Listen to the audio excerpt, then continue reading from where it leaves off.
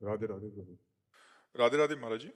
प्रभु जी, मैं आपसे कर्म का रहस्य या कर्म सिद्धांत समझना चाहता हूं। आप कहते हैं कि भगवत प्राप्ति एवं भगवत प्राप्ति के अलावा सब कुछ विधि के विधान के अनुसार ही होगा, या यूं कहें कि सब कुछ तय है जब तक आप भगवान की भक्ति द्वारा उसे बदलने का प्रयास नहीं करते। भगवत प्राप्ति नहीं तय है, भजन नहीं तय है, ये नहीं तय है, ये किसी के भाग्य में नहीं लिखा है।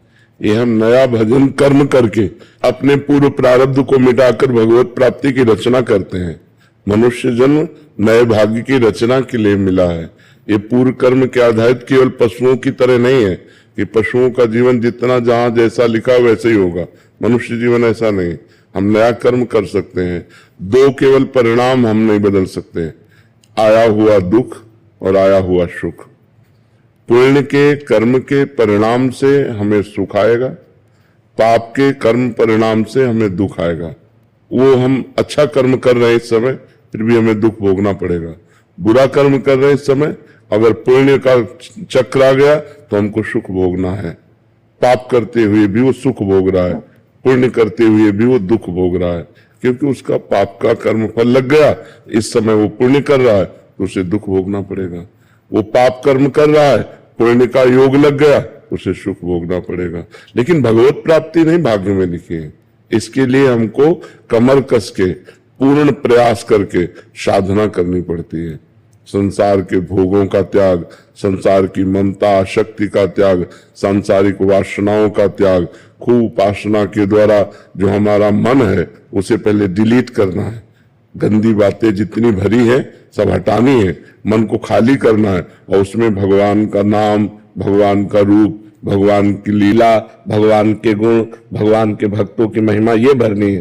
तो जब मन पवित्र हो जाता है, निर्मल हो जाता है, वो भगवत साक्षात्कार कर लेता है। ये करना पड़ता है, ये भाग्य से नहीं होता, ये करना पड़ता है। महाराज जी कह रहे हैं कि जब प्रभु ने अपने आप से ही अपने आप का सृजन कर रहे हैं, विनाश क्या तुम अपने को ब्रह्म मान रहे हो? नहीं मान रहे ना, तो भगवान आके करता भोक्ता बन करके कर्मों का फल आपको भोगना पड़ेगा। अगर आप ब्रह्म स्वरूप में स्थित हो गए, अपने स्वरूप का पता चला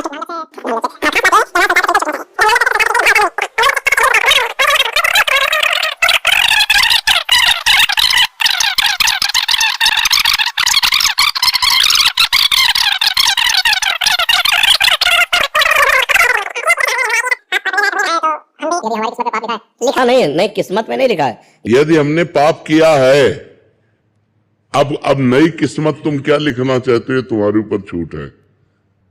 तुम नई किस्मत में एकदम एक भी पाप न लिखना चाहते, एक भी पाप नहीं लिख सकते। पुण्य लिखना चाहो तो पुण्य ही पुण्य लिख सकते हो। तो भगवत प्राप्ति को ही लक्ष्य बनाया तो पाप पुण्य दोनों को नष्ट करके भगवत प्राप्ति करना होगा। न पुण्य रहेगा न पाप। नाम जप से सब हो जाएगा, नाम जप से सब हो जाएगा। जिनको राम कहना भी नहीं आता था, वो जब मरा शुरू किए तो ब्रह्म ऋषि होने के नहीं होंगे। दूसरा कोई साधन तो उनके पास था नहीं। अजामिल जीवन भर वैश्यागमन किया, पाप किया, अंतिम समय पुत्र के बहाने से नारायण निकल गया, भगवत प्राप्त हो गया। नाम की बड़ी महिमा है। कहाँ लगे नाम बुलाई, राम न सके नाम गुण गाए। स्वयं भगवान अपने नाम की महिमा को नहीं गा सकते।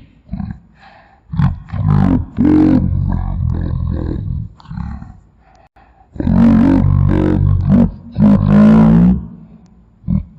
तीर्थयाटन करो ना करो, नाम जप करो, दान पुण्य करो ना करो, सब कुछ हो रहा है।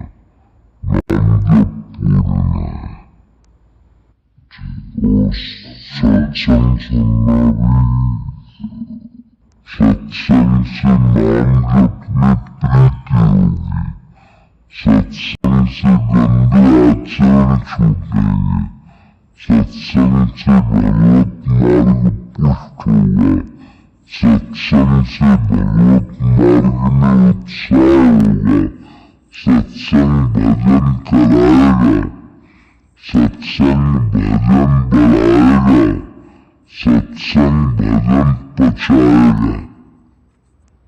सत्संग अति अनिवार्य है। अगर सत्संग न हुआ तो भजन हो ही नहीं सकता। थोड़ा बड़ा हुआ अपराध बना खत्म हो गया, आगे बढ़ ही नहीं सकता। भजन करना कठिन, करके बचाना कठिन, और बचा के पचाना कठिन। और भजन पच जाए तो भगवत प्राप्ति हो जाए। भजन भी अपच हो जाता है, नहीं पच हो जाता।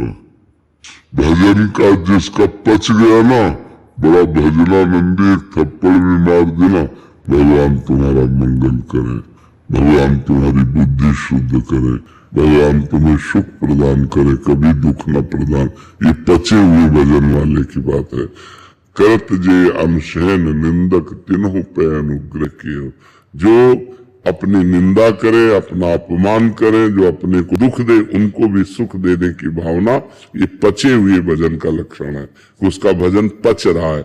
जैसे चावल पक जाए ना, कहीं से भी दबाव दब जाता है, ऐसे भजनानंदी जो संत हैं, जिनका भजन पच गया है, बड़े दैन्य, बड़े कोमल, बड़े सरल स्वभाव के, उनमें कटुता नहीं मिलेगी, उनमें कठोरता नहीं मिलेगी। संत सरल चित जगत हित जान स्वभाव स्नेह। उनका स्वभाव, उनका स्नेह सरल। संत ते हुए न कार्य जाने। जब गोस्वामी जी ने संत की परिभाषा लिखना कि संत का क्या स्वरूप हो सकता है, तो बोले बड़ा कोमल संत का स्वरूप होगा। तो बोले कितना कोमल होगा? बोले मक्खन जैसा। संत हृदय नवनीत समाना। नवनीत कहते हैं मक्खन को। फिर चिंतन आया कि मक्खन में तो दोष है। मक्खन जो है निज परिताप द्रवई नवनीता, पर दुख द्रवई सुसंत पुनीता। बोले संत हृदय नवनीत समाना, कहा कविन पर कहीं न जाना। लिख तो दिया चौपाई में, संत का हृदय मक्खन के समान, पर बोले कवि ने कहना चाहा पर कह नहीं पाया सही। इसमें गलती हो गई। क्या कि निज परिताप द्रवे नवनीता। स्वयं ताप लगने पर मक्खन पिघलता है, लेकिन संत दूसरे के दुख को देखकर द्रवित हो जाते हैं। पर दुख द्रवई सुसंत पुनीता। तो संत का हृदय, भजनानंदी का हृदय, भक्त का हृदय बड़ा कोमल, सरस और बड़ा कृपाल, उदार हो जाता है। तभी तो उसे महात्मा कहते हैं। सबको आत्मा कहते हैं, उसे महात्मा कहते हैं, महान आत्मा। समझ पा रहे? हाँ, तो ये भगवान के नाम से हो जाएगा। भगवान के चरित्र सुनो, शास्त्र स्वाध्याय करो, सत्संग करो, अध्यात्म में चलो, तो तुम महान बन जाओगे।